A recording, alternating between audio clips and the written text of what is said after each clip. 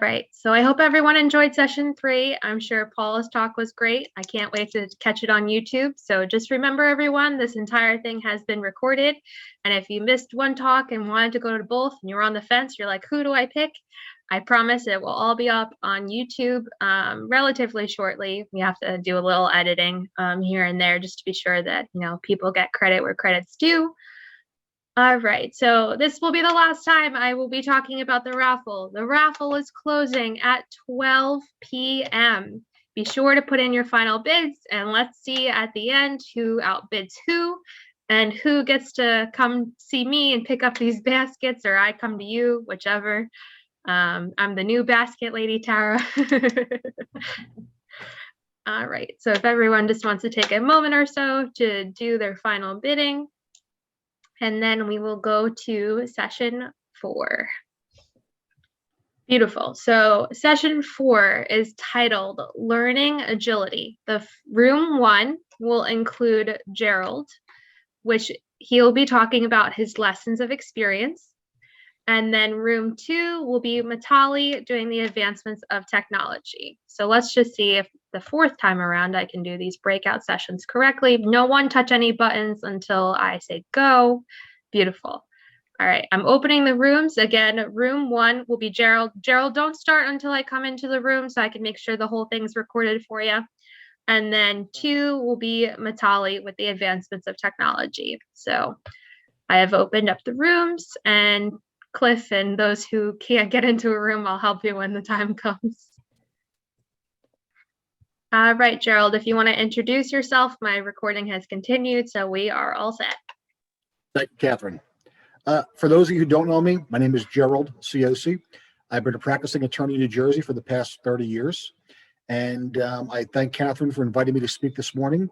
Catherine asked me what I could share in terms of experience and how experience has helped me survive in the business world as both a business owner and as an individual. And I have to say, it was a very interesting question that she posed to me because I hadn't really reflected on that. And taking the time to look back and reflect on things, I realized 2 things have really been elemental for me for making progress in life and professionally. And those are never accepting that you're too young or too old to stop learning, and never stop adapting to the changes that come around you.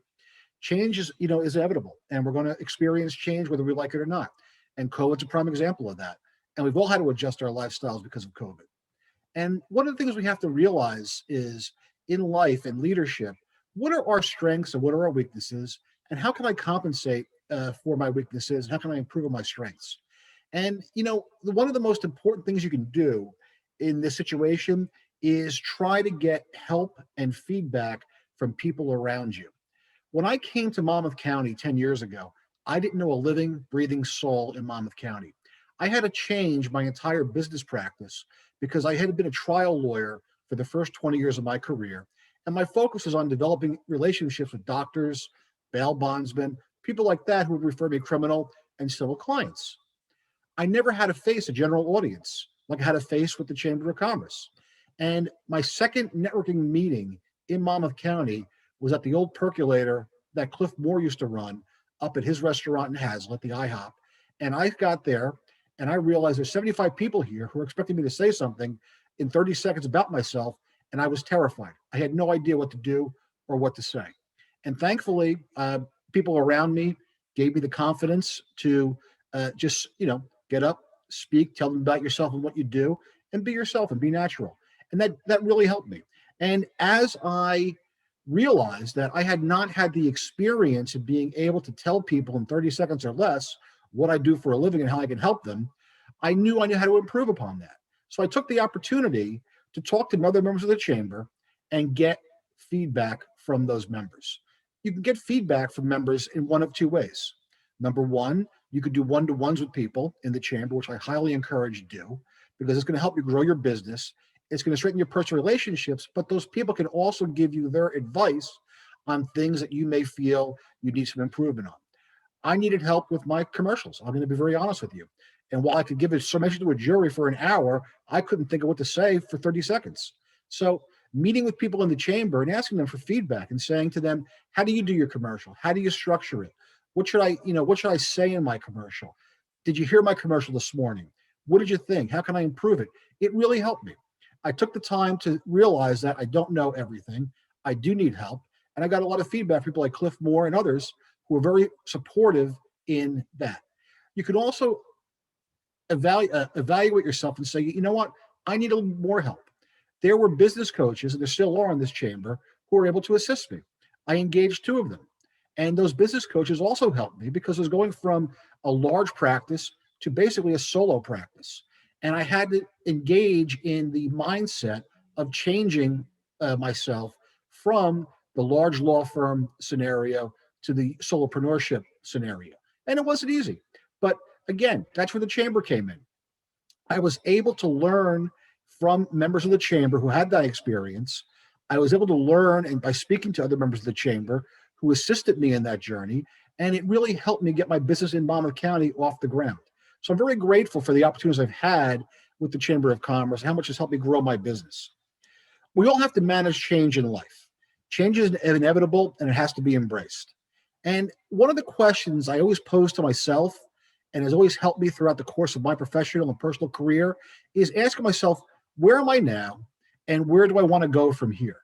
And knowing what's next in life and planning for it can be a great help to you.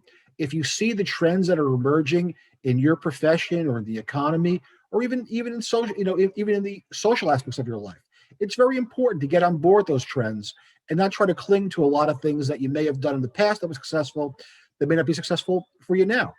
I relied very heavily years ago on the telephone book. I got calls out of the telephone book for my services. You wouldn't find anyone calling me today on the telephone book. I had to adapt to a new mindset and change my practices in order to evolve with the times and become more proficient in gaining experience and I'm getting clients and getting experience in how to do that.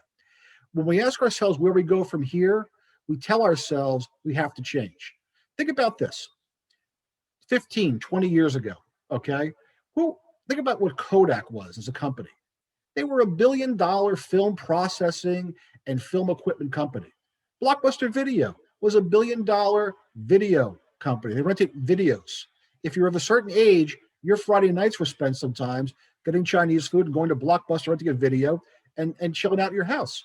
That's what you did. Now look at those companies. Kodak sells batteries and Blockbuster's out of business. Why? Because they refused to plan ahead for their success. They didn't see the market changing. They didn't see the technology would overtake them. They didn't believe in digital phones or other equipment. And they lost their way. And they lost their way because they did not avail themselves to the changes around them. The chamber can help you recognize those changes and also guide you through them.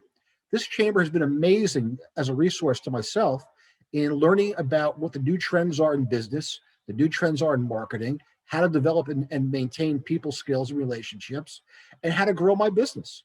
And it'll help you too.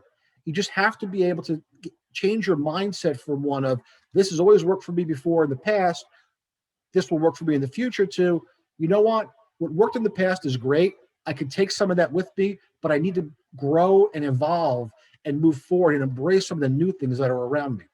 When I first started practicing law, fax machines were the thing. It was incredible. You got a fax. It was an amazing thing. We were actually beside ourselves with the joy of that technology. Now, if I get one fax a year, that's a lot. Paperwork has disappeared. All my papers now, I used to have files and files of papers, are now electronic. They're all in a cloud somewhere.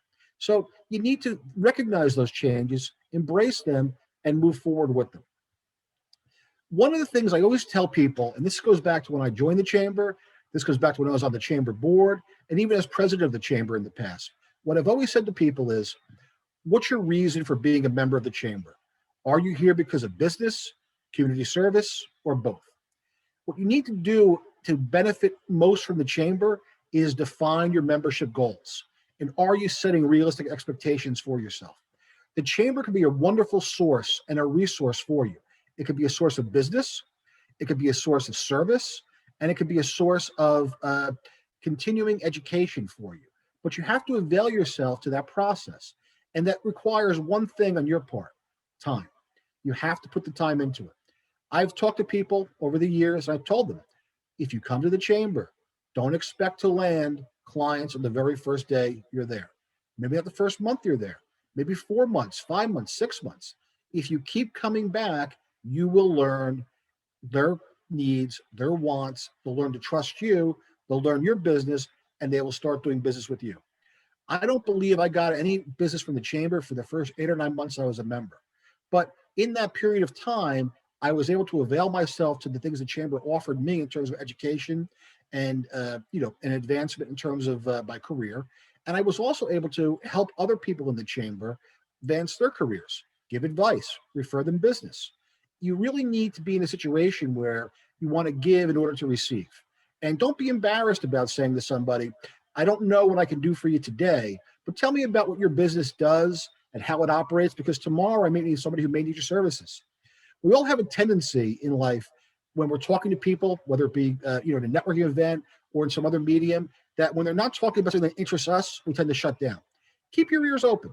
Listen to what they're saying. People love to tell you about their problems if you are willing to listen to them. And you can gain business from that by being a person who helps them solve their problems. I don't know anything about insurance, but Catherine does. If someone tells me I hate my insurance company, they keep raising my rates, what am I going to do? I'm going to tell them, well, that's too bad. I'm going to say, you know what? I know somebody. Call Catherine Dwyer.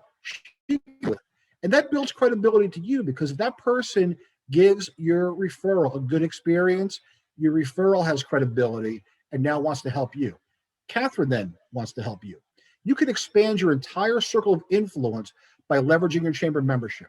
By getting to know Catherine, I get to know 50 people Catherine knows who may want to refer me business if Catherine likes me and wants to recommend me to those people.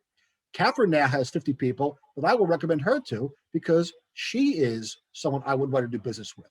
And it works like that. I've given business to probably more than half the people that you see every week at the percolator, and a lot of people who are no longer members but are still doing things that other chamber members no longer do.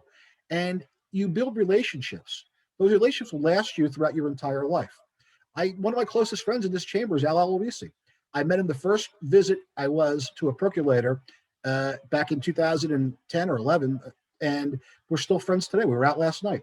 So you're going to build relationships with people, you're going to build friendships with people, and you're going to build business relationships that will carry you through the tough times.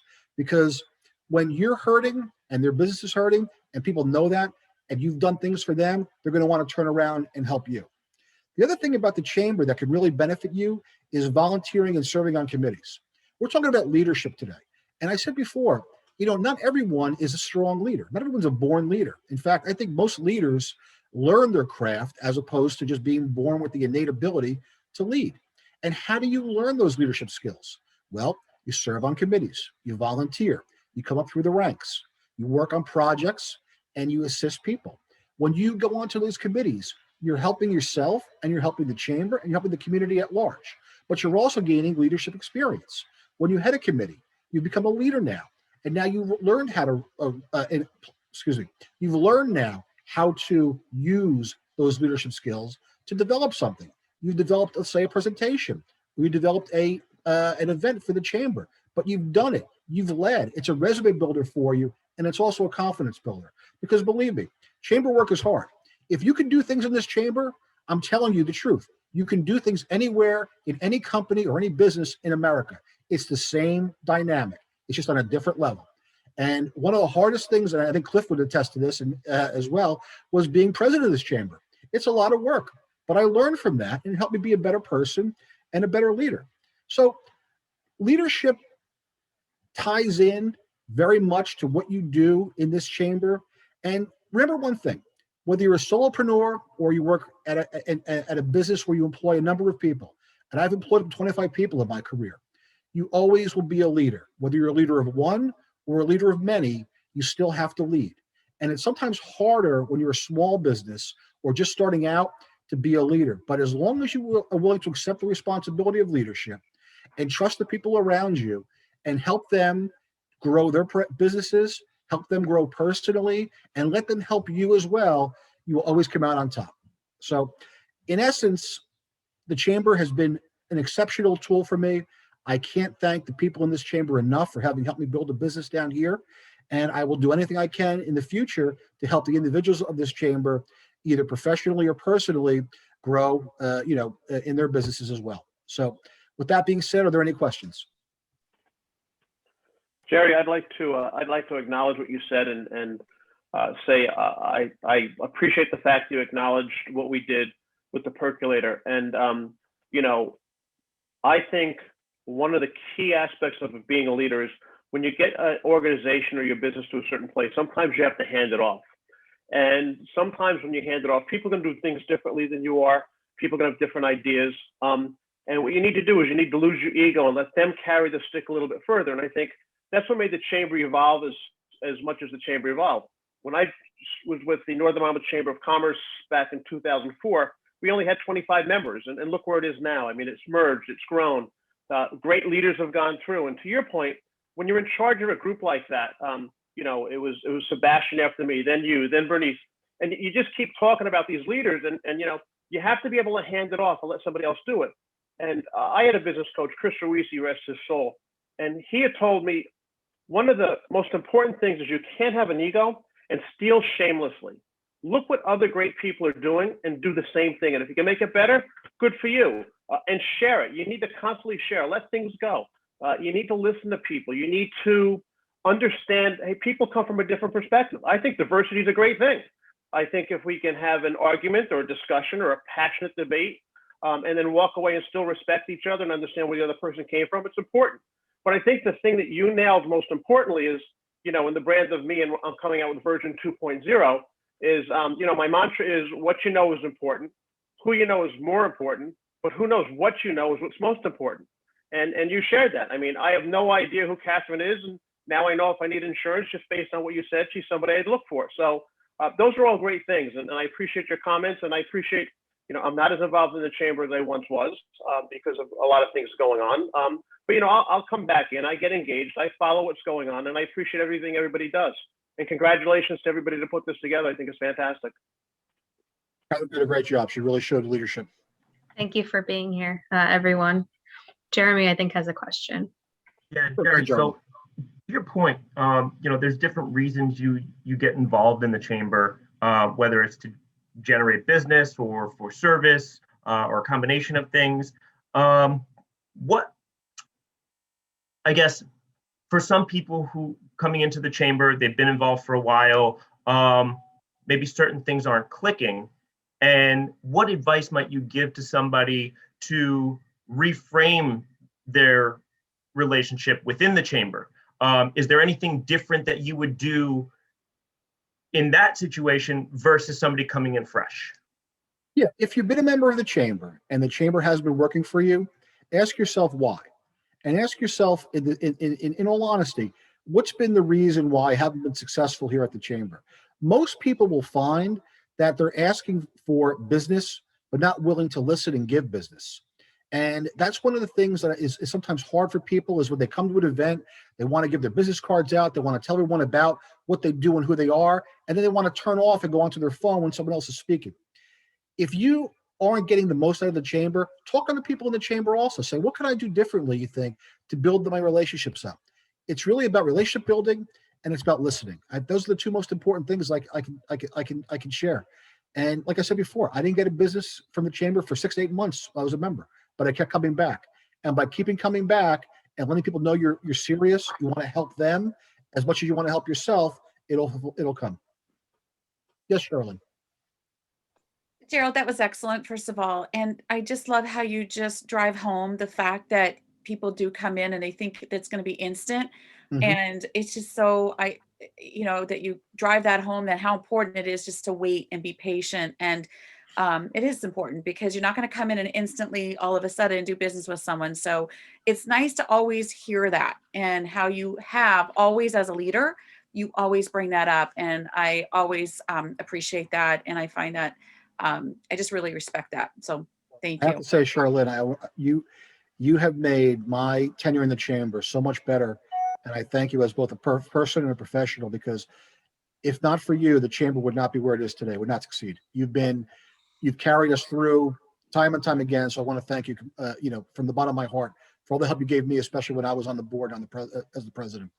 Thank you. And it's hard for me to take that. So I appreciate that. I didn't expect that, but thank you so much. But it's been, been with the chamber for a long time. And I just, you've always gotten up there and you've always thanked many. And that's another thing. I just want to thank you for that. So as you just did, thank you. Bonnie, go ahead. You had a question? And then Jerry. Gerald, thank you so much. And you were one of the ones that mentored and nurtured me along, over 5 years ago. And I thank you very much from the bottom of my heart. One of the things from the other job you had. One of the things you touched on, I really wanted to reiterate it, is that it's not just the one-on-one relationships you make within the chamber. We all have very large networks outside of the chamber. So if I hear of someone that has a need, then I would reach into my chamber relationships and pass that off out into my network. So it's not just the membership, it's everybody who those members have in their networks that expands your exposure. So I just wanted to bring that up again. Jerry? Just piggybacking off of what you're saying about growing, I think that belonging to something like this, right, where there's so many people who have such varied talents, and applying that, even if my business is nothing like Gerald's business, right? Like, we're still business people and we can still grow from that. So being open to diversity, being open to listening. And if, you're not getting business immediately, rethinking your purpose too of why you're in the chamber, right? If I can grow and listen to what other people have to say, that in turn can grow my business, right? So even if it isn't a direct referral, I'm still growing. So thanks for that point, Gerald. Mark? Gerald, excellent job. Somebody told Jerry and I, when we started, I sat down at Perk, maybe it was my second or third, and the gentleman I was sitting with had said, listen, you got to hang in there. This is an investment. He said he did not get any business for the first year and a half that he joined the chamber, but then again, it never stopped once he started.